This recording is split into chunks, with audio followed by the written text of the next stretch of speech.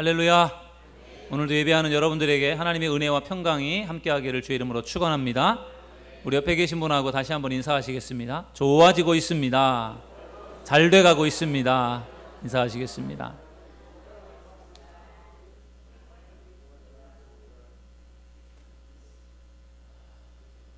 성경을 보면은 모두 세 개의 성전이 등장합니다.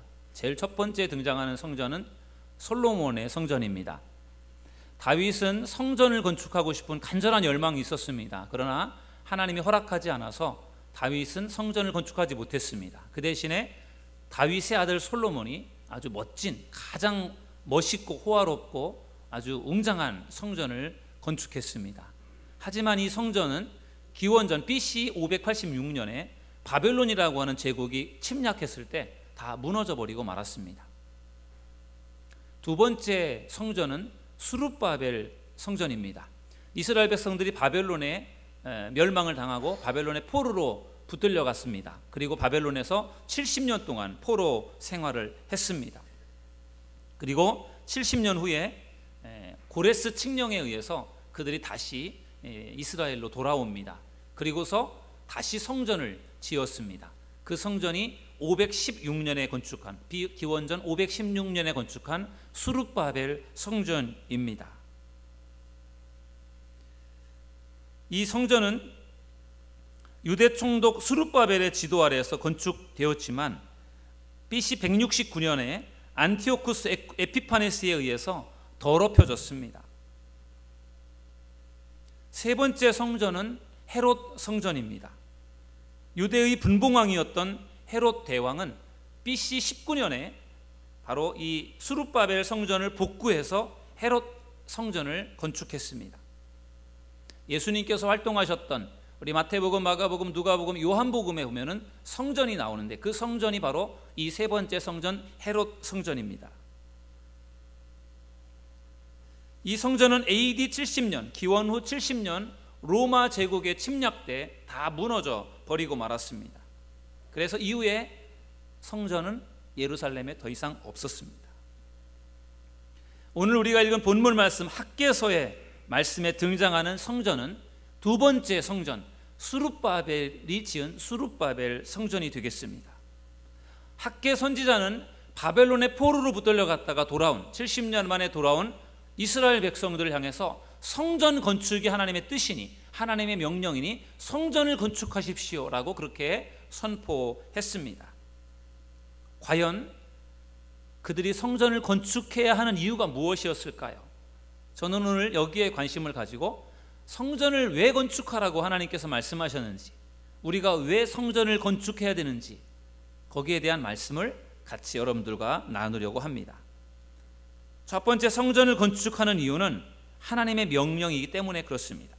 저를 따라서 하시겠습니다. 하나님의 명령이다. 여러분, 오늘 말씀을 보면 하나님께서 분명히 이 학개 선지자를 통해서 성전을 건축하라고 하는 것에 대해서 말씀을 주셨어요. 그래서 학개가 그 말씀을 모든 백성들에게 선포를 하게 되었고, 그러면서 이제 성전 건축이 진행이 되는 것을 볼 수 있습니다. 하나님의 명령 가운데 가장 큰 명령이 무엇일까요? 그것은 전도의 명령입니다. 마태복음 1장, 마태복음 28장 18절에서 20절의 말씀을 보면은 그러므로 너희는 가서 모든 민족을 제자로 삼아 아버지와 아들과 성령의 이름으로 세례를 베풀고 내가 너희에게 분부한 모든 것을 가르쳐 지키게 하라, 이렇게 말씀이 나와 있어요. 이것을 가장 중요한 명령으로 볼 수 있겠습니다. 전도하라고 하는 전도의 명령입니다. 성경에서 가장 중요한 것은 명령과 계명인데 하나님께서 주신 가장 큰 계명은 사랑하라는 것이고, 하나님이 주신 또한 가장 중요한 사명이고 명령은 전도하라는 것입니다. 그래서 우리 교회 사도들 교회라고 하는 이름에 사랑과 전도라고 하는 이 두 가지의 중요한 핵심이 들어있잖아요. 가장 큰 계명인 사랑, 가장 큰 명령인 전도. 그래서 우리 교회가 사도들이라고 하는 사랑과 전도의 공동체라고 하는 차원에서 사도들 교회라고 하는 이름이 이렇게 만들어진 것입니다. 그래서 가장 큰 명령은 전도의 명령입니다. 그러나 전도를 위해서 아주 중요한 것이 있는데 바로 교회, 성전입니다. 전도를 효과적으로 하기 위해서는 교회가 필요하고 성전이 필요합니다. 여러분, 교회가 없다면 우리가 어떻게 전도하겠습니까? 교회가 없어도 물론 밖에 나가서 전도를 할 수 있습니다. 그러나 밖에 나가서 전도를 하는 거기에 동력과 힘이 어디서 나오느냐? 여기 교회로부터 나오는 겁니다. 해외에 우리가 선교하고 미자립교회를 우리가 돕고 선교하고 그런 모든 일들을 우리가 어떻게 할 수 있겠습니까? 교회를 통해서, 교회의 후원을 받아서, 교회를 통해서 모인 성도들을 통해서 그 일들을 하기 때문에 우리가 전도하는 중요한 일을 위해서 교회가, 성전이 필요한 것입니다. 그래서 저는 그런 생각을 해보았습니다. 전도하라고 하는 것이 가장 큰 하나님의 계명이지만 그 전도를 할 수 있도록 서포트를 하는, 전도의 중요한 사명을 감당하도록 하기 위해서 필요한 교회를 건축하고 성전을 건축하라고 하는 이 명령도 역시 아주 중요한 명령이다, 그런 생각을 해보았습니다. 여러분, 이스라엘은 남과 북으로 분열이 되었습니다. 솔로몬의 아들 르호보암 때에 가서 북이스라엘과 남유다로 갈라지게 되었습니다. 그리고 북이스라엘은 기원전 BC 722년에 아수르라고 하는 나라에 멸망을 당했고, 남유다는 그것보다 좀 더 시간이 지난 기원전 586년에 바벨론에 의해서 멸망을 당했습니다. 그리고 바벨론에 멸망을 당하고 또 많은 그 백성들이요 바벨론의 포로로 잡혀가게 되었습니다. 그런데 바벨론이라고 하는 나라도 계속 존재하지는 않았습니다. 그 뒤에 바사 제국, 페르시아 제국에 의해서 결국 바벨론도 멸망을 당하게 되었습니다. 바벨론의 그 왕이 된 이 고레스라고 하는 왕이, 이 바사 왕국의 왕이 된 고레스라고 하는 왕이 칙령을 내려서 유대인들을 다시 자기들의 그 고국으로 돌아가도록 그렇게 지시를 내렸습니다. 그래서 바벨론의 포로로 붙들려 갔다가 바사 왕국에 머물게 되었던 그 유대인들이 70년 만에 다시 다 본국으로 돌아오게 되었습니다.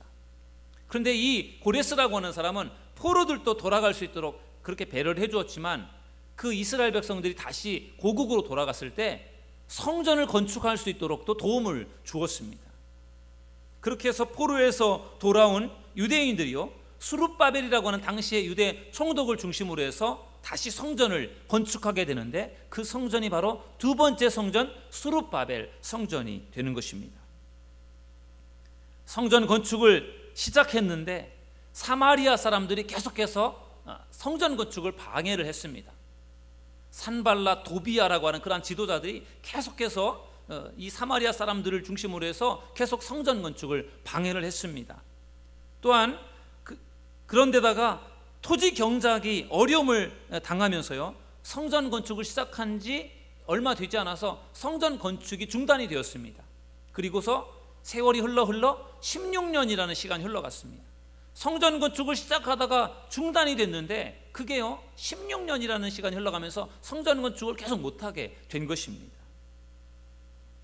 여러분, 쇳불도 당긴 김에 빼라는 옛말이 있어요. 성전을 건축을 시작했으면 그것을 빨리 시작해서 완성을 해야 되는데 성전 건축하다가 방해를 받고 어려움을 겪다 보니까 성전 건축을 중단했어요. 그러면서 1년이 지나고 10년이 지나고 16년이 지나도록 성전 건축이 더 이상 진행이 되지를 않았던 것입니다. 그런 상황 속에서 대다수의 유다 백성들의 생각 속에는 성전 건축은 시기상조다. 지금 상황에서 우리가 무슨 성전을 건축하느냐, 먹고 살기도 바빠 죽겠고 힘들고 또 성전 건축을 방해하는 세력들도 있는데 어떻게 우리가 성전을 건축하겠느냐, 성전 건축은 그냥 나중으로 미뤄둡시다, 그렇게 생각하는 사람들이 대다수의 사람들이었습니다.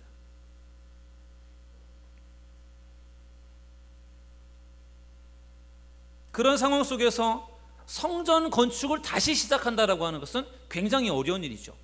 시작할 때 열정이 있을 때 뭔가 탄력을 받아서 쭉 밀고 나가야 뭔가를 완성을 할 텐데 시작하다가 중단이 되었다고 하면은 다시 시작한다는 것이 너무 어렵습니다.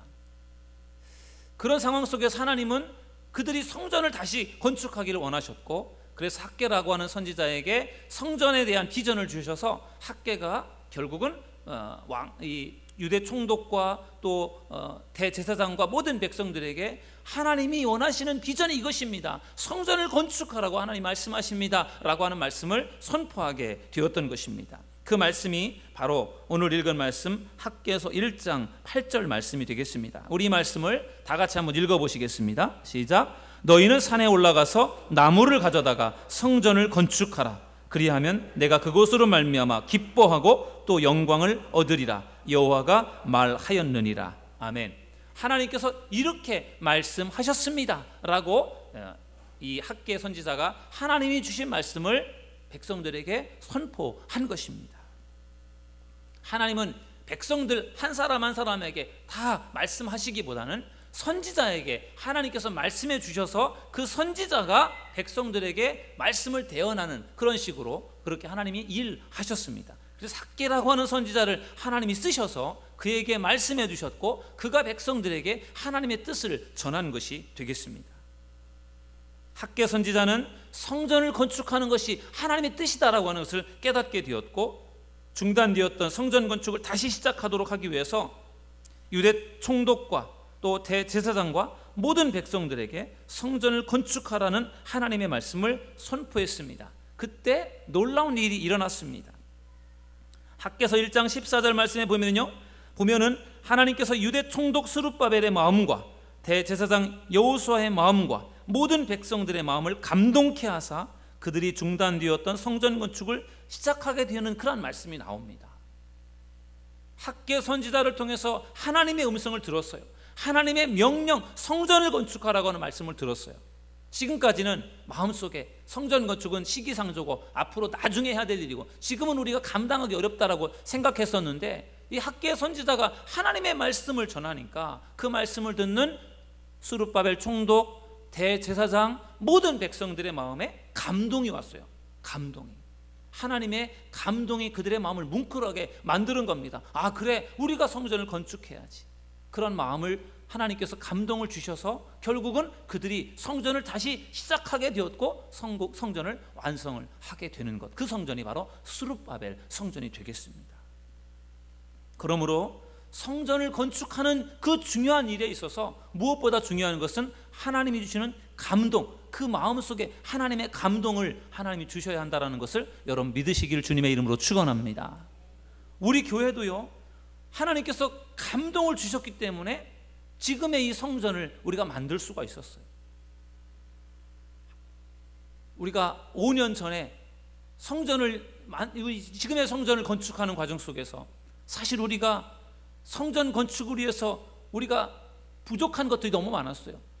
우리가 물질적으로 준비되어 있지 않았고요, 또 교인 수가 많았던 것도 아니고 사실은 준비가 되어 있지 않았어요. 그런데 하나님이요, 저의 마음속에 또 우리 장로님들, 우리 교회 성도님들의 마음속에 감동을 주셨어요. 하나님의 성전을 건축하자라는 그런 감동을 주셔서 우리가 그 감동을 가지고 사실은 이 성전을 건축하게 된 것이죠. 그러므로 이 감동이, 하나님이 주시는 감동이 너무나 중요합니다. 오늘도 예배하면서 오늘 말씀을 통해서 하나님이 주시는 감동이 여러분에게 있기를 주님의 이름으로 축원합니다. 웨슬리 목사님이 하나님의 말씀을 들을 때 마음이 뜨거워졌다고 했지 않습니까? 그것이 감동이에요. 하나님이 주신 감동, 이 감동이 있어야 우리가 은혜 받고 그 은혜로 우리가 살게 되는 것입니다. 성전을 건축하라고 하는 것이 하나님의 명령이었지만, 그리고 이 명령이 중단되어 다시 시작하기 어려웠지만 하나님이 그 말씀을 다시 전포할 때 모든 이들의 마음을 감동케 하셔서 그 일을 하게 하셨던 것입니다. 그래서 그들이 성전을 건축할 수가 있게 된 것입니다. 두 번째로 하나님께서 성전을 건축하라고 말씀하시는 이유는 하나님 중심의 삶을 살기 위함입니다. 저를 따라서 하시겠습니다. 하나님 중심의 삶을 살기 위함이다.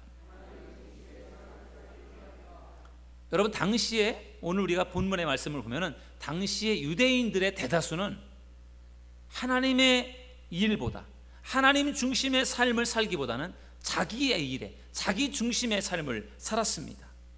성전을 건축하는 그것은 뒷전에 밀려나 있고 자기들의 생업과 자신들의 집을 치장하는 일에 관심이 많았습니다. 학개서 1장 4절에 보면은 이렇게 말씀합니다. 이 성전이 황폐하였거늘 너희가 이때에 판벽한 집에 거주하는 것이 옳으냐. 지금 학개 선지자가 백성들에게 하는 이야기입니다. 지금 하나님의 성전은 다 폐파되어 황폐되어 무너져 버려 있는 상태에서 성전을 다시 건축하다가 지금 중단이 되어 있는 상태인데, 그런데 여러분들은 여러분의 집을 판벽하는 일에만 관심이 있으니 너무나 속상합니다. 그렇게 말하고 있죠. 집을 판벽한다라고 하는 것은 제가 주석을 보니까 백향목 그 나무로 이렇게 두르고 그 위에 지붕을 씌우는 그러한 그 일을 판벽한 집을 만드는 것으로 그렇게 설명하고 있더라고요. 백향목이라고 하는 것은 굉장히 고급 제목이고, 백향목으로 집을 짓는다라고 하는 것은 굉장히 호화스러운 고급스러운 집을 짓는다는 이야기예요.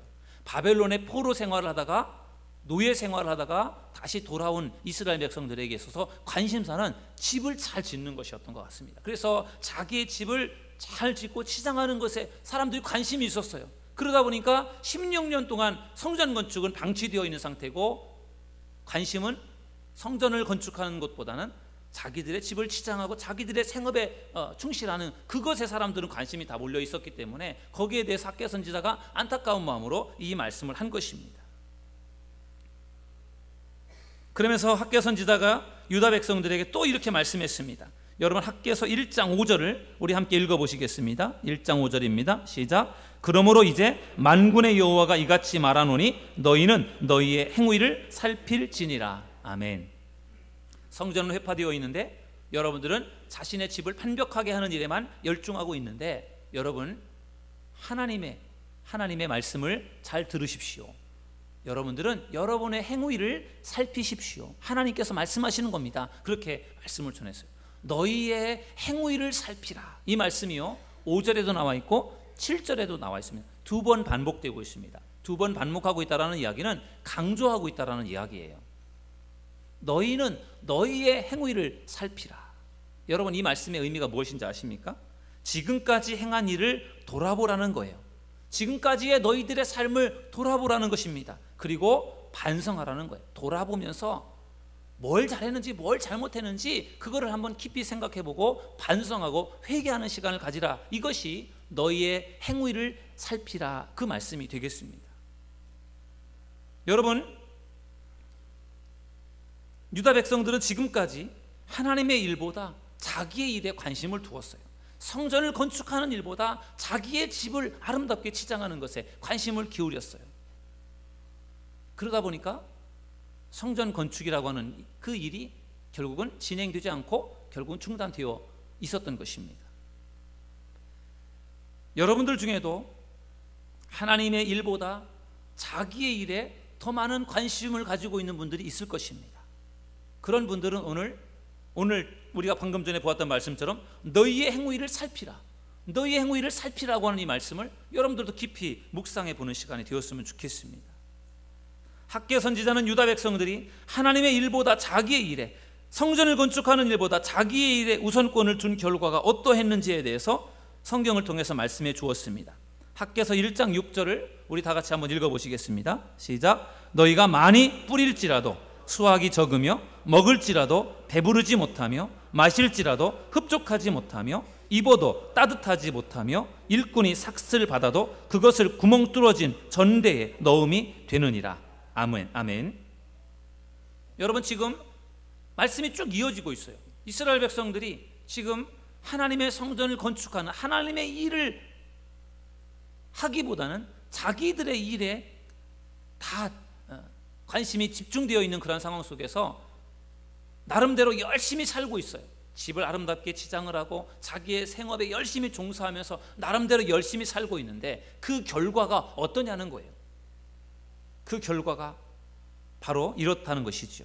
많이 뿌리는데, 열심히 일하면서 열심히 농사를 하면서 많이 씨앗을 뿌리는데, 땀을 흘려 일을 하는데 수확이 적다는 거예요. 먹지만 배부르지 못하다는 것입니다.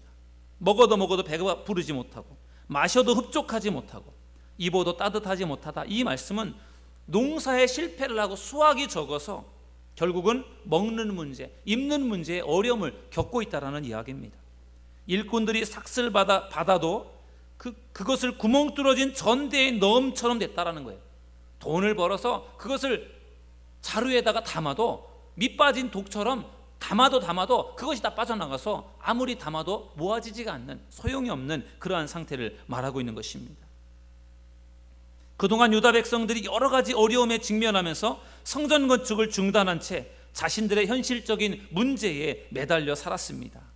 그러나 그럼에도 불구하고 그들에게 찾아오는 현실은 재앙이었습니다.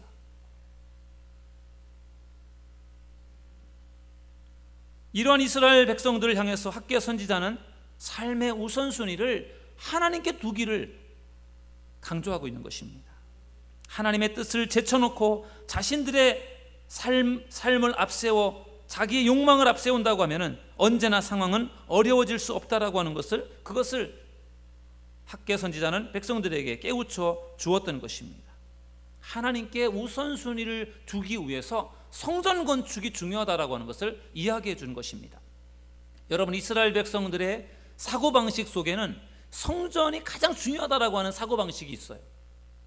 그들의 사고방식 속에는 모든 세계의 중심은 이스라엘이라는 생각을 가지고 있어요. 아주 교만한 생각이죠. 모든 이 세계의 중심이 이스라엘이래요. 그리고 이스라엘의 중심은 예루살렘이라고 생각합니다. 예루살렘이 수도지 않습니까? 그리고 예루살렘의 중심은 성전이라는 것입니다. 성전. 그리고 성전의 중심은 법궤입니다. 결국 모든 세계의 가장 중심지가 되는 곳은 성전이라는 것이, 그게 이스라엘 사람들의 아주 고정관념이고 사상이에요. 생각이에요. 그래서 그들은 성전이 가장 중요하다고 생각하고 살았던 것입니다.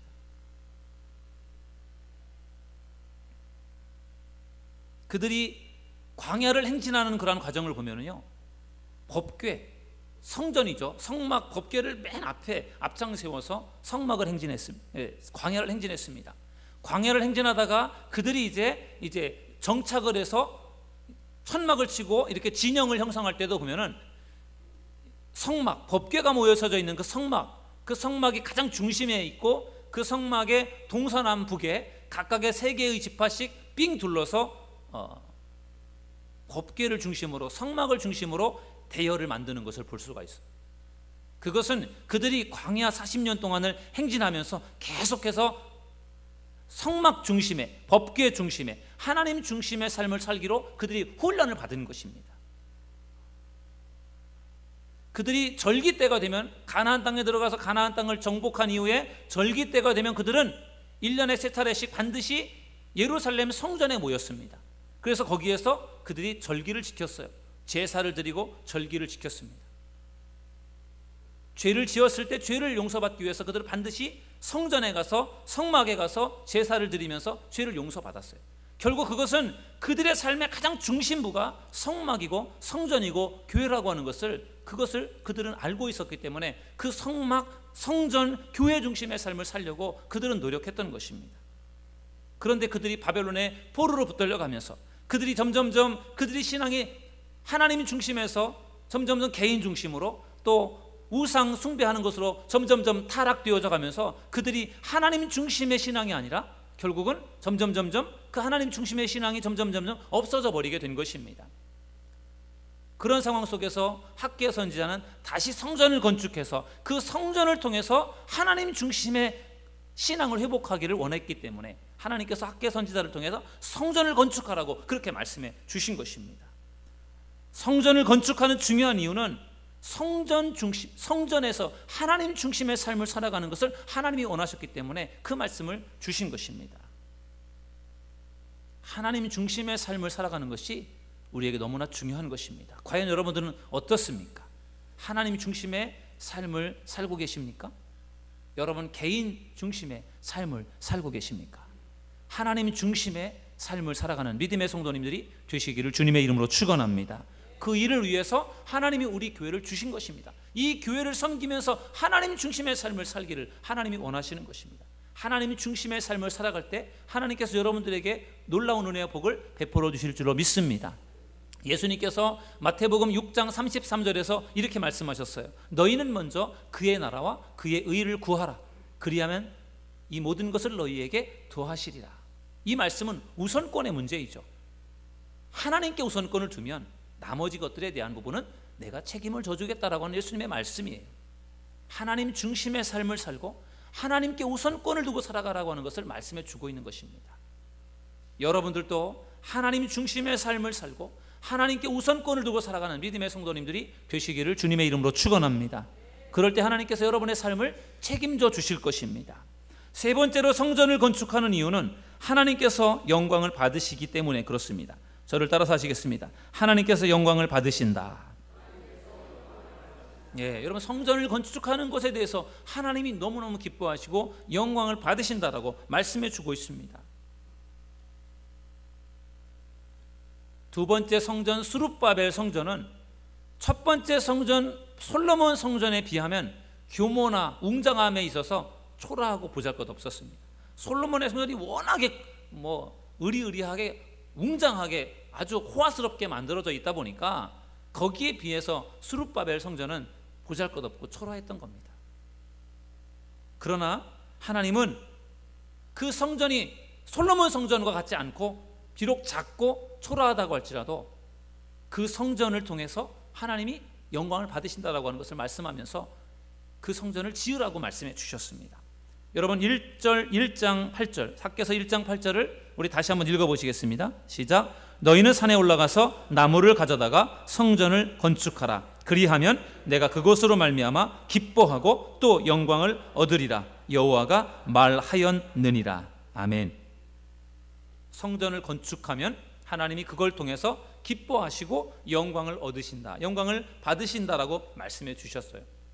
그 성전이 비록 예루살렘 성전, 솔로몬 성전과는 비교할 수 없을 만큼의 작고 초라한 성전이라고 할지라도 그러나 크기에 상관없이 하나님이 성전 자체가 만들어지는 것에 하나님이 기쁨을 얻으시고 영광을 받으신다라고 그렇게 말씀해 주신 것입니다.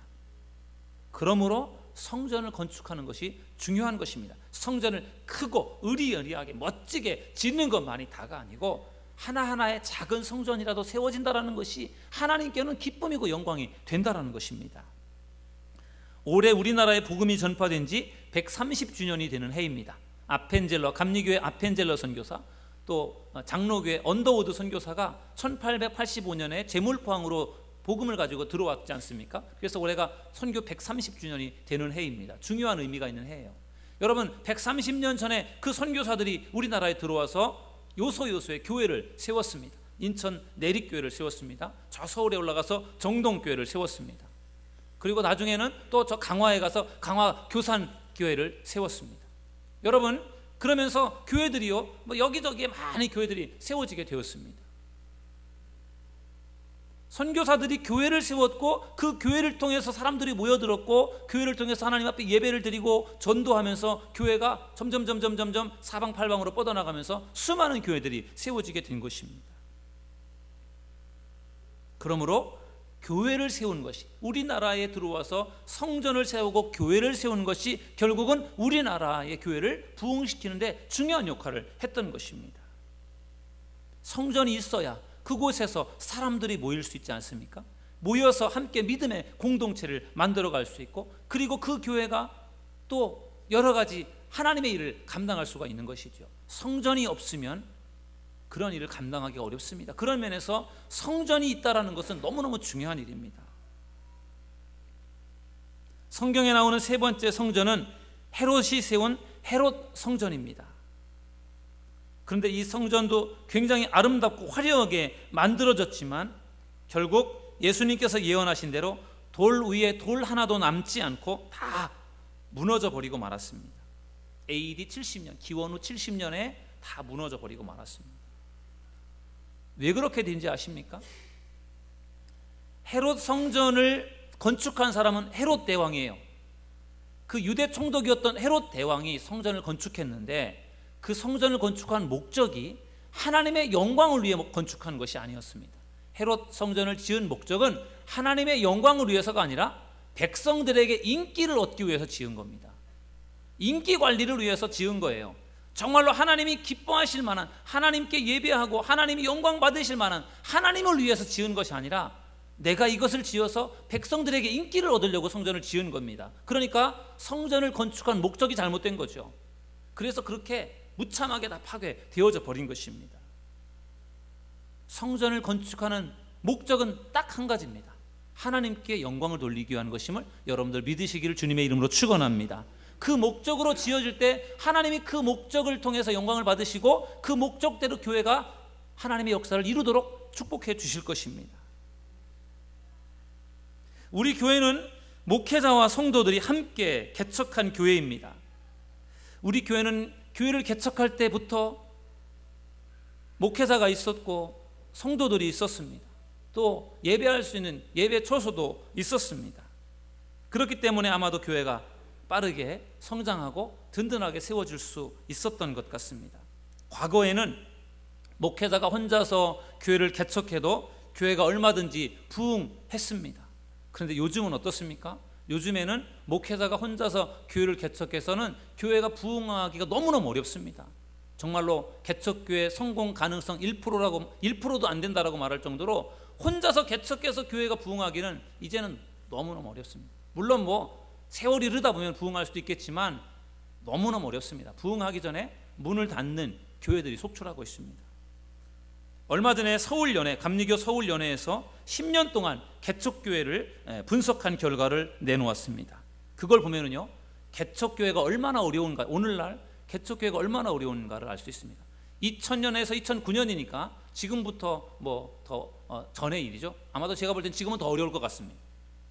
10년 동안 서울에 개척된 감리교회들이, 서울에 연회가 2개가 있으니까 연회 중에 한 연회입니다. 한 400개, 500개 정도가 되는 그 교회가 모여서 연회가 되는데, 그 교회 안에, 그 교회가 있는 지역 안에 10년 동안에 62개의 교회가 개척이 되었습니다. 그런데 그 62개의 교회 중에 26개 교회가 문을 닫았습니다. 10년이 되도록 개척한 교회 중에 결산 5천만 원을 넘는 교회는 2교회밖에 없었습니다. 그러니 10년 동안 개척된 교회 중에 자립하는 교회가 거의 없는 겁니다. 대부분의 교회가 문을 닫고 자립도 앉지 못하는 미자립 상태로 교회가 있을 뿐이지 교회가 자립을 못하는 거예요. 그러니 얼마나 교회가 개척해서 성장하기가 어렵다라고 하는 것을 알 수 있는 것이죠. 그러므로 이제는 옛날과 같은 방식으로는 교회를 개척해서 교회가 부흥하기가 어렵습니다. 과거에는 목회자가 혼자서 개척을 해서도 교회가 부흥했지만 지금은 그렇게 해서는 교회가 10년이 돼도 부흥하기가 어렵습니다. 지금은 교회를 개척하는 방법을 바꾸어야 되는 시대가 되었습니다. 교회를 개척해야만 그 교회가 든든하게 세워질 수 있고 부흥할 수 있어요. 저희 교회 같은 경우가 저는 그런 케이스다라고 생각을 해요. 개인이 교회를 세웠다라기보다는 교인들이 모여서 같이 교회를 세운 그러한 경우이기 때문에 교회가 그래도 빨리 부흥할 수 있었다, 그렇게 저는 생각합니다. 저는 우리 교회가 창립 10주년이 되는 2017년에는 우리 교회가 지교회, 새로운 교회를 세우는 일을 했으면 좋겠다, 그런 마음으로 기도를 해왔습니다. 2017년은 우리 교회 창립 10주년이 되는 해이기도 하지만 루터의 종교개혁 500주년이 되는 해이기도 합니다. 그래서 지금부터 2017년으로 위해서 한국 교회들이 막 한국 교회뿐만 아니라 세계 개신교들이 막 준비를 하고 있어요. 종교개혁 500주년이기 때문에, 뜻깊은 날이니까 2017년이라는 그 해를 중심으로 해서 많은 일들을 준비하고 있는데, 저도 2017년에는 우리 교회가 10주년이고 또 종교개혁 500주년이니까 우리 교회가 또 하나의 교회를 개척하면 좋겠다, 그런 마음을 가지고 이제 기도를 해왔습니다. 그런데 하나님은 제가 기도하고 소망했던 것보다 더 빨리 우리 교회가 지교회를 세울 수 있도록 허락해 주셨습니다. 우리 교회는 지금 송도에 새로운 교회를 짓기 위해서 준비하고 있습니다. 이 교회는 우리 교회를 출석하고 계신 우리 고승희 집사님과 박영인 집사님이 건축한 8층짜리 병원 건물 2층에 세워지는 교회입니다. 두 집사님은 그동안에 거의 3년 동안 그 병원 건물을 짓는 일을 위해서 굉장히 고생을 하셨어요. 연건평이 2,600평 정도 되는 지하 2층, 지상 8층 되는 그 꽤 큰 병원 건물이에요. 그 건물을 건축하시면서 굉장히 고생을 하셨어요. 그러면서도 그 건축하면서요, 굉장한 기적을 경험하셨어요. 정말 하나님이 하시지 않았으면 할 수 없을 정도로 그렇게 많은 기적 같은 일들을 경험하시면서 우리 두 집사님의 마음속에 결심하신 것이 있는데, 이 건물 안에, 이 병원 안에 예배당을 만들어야 되겠다. 하나님 앞에 예배할 수 있고 기도할 수 있는 그 기도처를 만들어야 되겠다라고 하는 그런 마음에 하나님이 결심을 주셨어요. 그래서 그 병원 건물 안에 이제 교회를 만들게 된 것입니다. 병원은 3층, 4층, 5층, 6층, 7층, 8층이 병원이에요. 근데 교회는 3층, 4층, 5층, 6층, 7층, 8층에 있는 것이 아니라 교회는 2층에 있습니다. 그 건물을 분양을 하면서 분양이 잘 됐는데 2층에 교회를 하려고 공간을 하나 남겨놓으신 거예요. 하나님이 그런 마음을 주셨던 것 같습니다. 그래서 그 교회를 이제 준비를 하고 있습니다. 집사님께서 저에게 그런 계획을 말씀해 주셨어요. 병원에 정말 예배할 수 있는 그런 기도할 수 있는 공간을 만들어야 되는데 그거를 어떻게 하면 좋겠느냐, 목사님이 좀 어떻게 할 수 있도록 도와주면 좋겠다, 그렇게 말씀하셔서 그럼 저에게 맡겨주시면 제가 그 병원 교회를 한번 잘 해보겠습니다, 그렇게 말씀을 드려서 지금 이렇게 준비가 되고 있어요. 두 분의 결단과 헌신으로 병원 교회를 이제 세우게 되는데 그 교회를 우리 교회가 맡게 되니까 저는 그 교회를 병원 교회이지만 우리 교회의 지교회라고 하는 생각으로 함께 만들어 가려고 합니다. 그래서 여러분들에게도 관심을 부탁드리고 기도를 부탁드리는 거예요.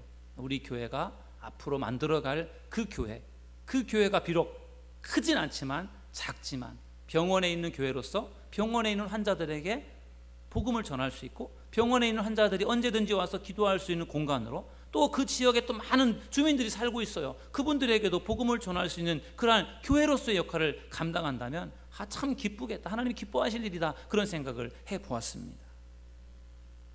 여러분, 교회를 하나를 세운다는 것이 얼마나 어려운 일입니까? 여기 계신 분들도 교회를 개척해 보셨지 않습니까? 사도들 교회를 개척해 보셨고 또 다른 교회를 개척해 보신 분들 계시잖아요. 교회를, 하나의 교회를 개척하는 것이 너무 어려워요. 아니, 개척해서 교회를 자립시키고 교회가 부흥하기까지가 너무너무 어렵습니다. 그런데 그런 교회를 하나를 우리가 또 세운다라고 하는 것이 어려운 일이겠지만 우리가 잘 건물도 준비되어 있고 또 그 교회가 또 나름대로 선교할 수 있는 그런 병원 안에 있는 그러한 좋은 그런 여러 가지 여건들이 우리가 새로운 교회를 하나 세우기에는 너무나도 수월하다고 할까요? 너무나도 좋은 여건들이 마련이 되어 있어요. 그래서 얼마든지 좋은 교회를 만들 수 있는 기회가 주어졌기 때문에 여러분들이 관심을 가지고 기도해 주시고 함께 동참해 주시면 아마도 우리 교회가 정말 생각했던 것보다 더 큰 일을 감당할 수 있는 그러한 교회를 만들어 갈 수 있다는 생각을 하게 됩니다. 그래서 오늘 제가 여러분들에게 기도를 부탁드리고 싶습니다. 우리 교회를 세워주신 것도 하나님의 놀라운 은혜인데 우리 교회가 창립 10주년이 될 때 하나의 또 하는 교회를 한번 만들어 보고 싶은 그러한 기도를 했는데 그것보다 더 빠른 시간에 교회를 또 이렇게 하나님께서 세울 수 있도록 해주셨는데 저는 그 교회를 하나님께서 분명히 축복해 주실 줄로 믿습니다. 하나님의 교회가 세워진다라고 하는 것은 너무너무 중요한 일이고 또 우리 교회를 통해서 또 하나의 교회가 세워질 수 있다고 하면 얼마나 그것이 기쁜 일이겠습니까? 하나님이 그 일을 통해서 기뻐하실 것이고 영광을 받아 주실 줄로 믿습니다.